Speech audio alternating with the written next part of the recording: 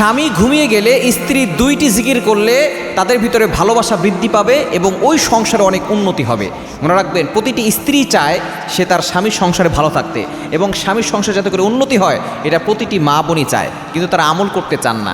যখন আপনার স্বামী ঘুমিয়ে যাবে, প্রতিটি স্ত্রীর দায়িত্ব হচ্ছে তখন আল্লাহর 2টি জিকির করা, কারণ আল্লাহর কিছু গুরুবাচক নাম রয়েছে। এই নাম পরে দোয়া করলে আল্লাহ তাআলা সাথে সাথে কবুল করেন। আল্লাহ তাআলা নিজে বলে দিয়েছেন 9 নম্বর পারা 13 নম্বর পৃষ্ঠা 4 নম্বর লাইন সূরা আরাফের 180 নম্বর আয়াতে আল্লাহ বলছেন, ওয়ালিল্লাহিল আসমাউল হুসনা ফাদউহু বিহা।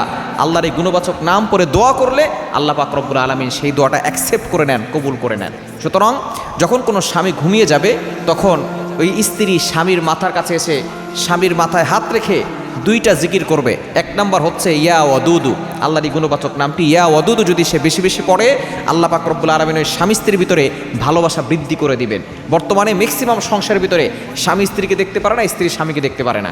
যখন স্বামী ঘুমিয়ে যাবে স্ত্রী আমলটা করবে ইয়া ওয়াদুদু, তাহলে ওই স্বামী স্ত্রীর ভিতরে আল্লাহ পাক রব্বুল আলামিন রহমত নাজিল করবেন, ভালোবাসা এমন বেশি বৃদ্ধি করবেন যে তারা কল্পনাও করতে পারবে না।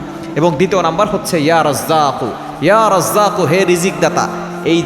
এই জিকিরটা যদি সে করতে পারে আল্লাহ পাক রব্বুল আলামিন ওই সংসারের ভিতরে বরকত দান করবেন, ওই সংসারের ভিতরে এমন রিজিক দিবেন যে রিজিক আল্লাহ পাক রব্বুল আলামিনের পক্ষ থেকে আসবে যেটা সে কল্পনাও করতে পারবে না।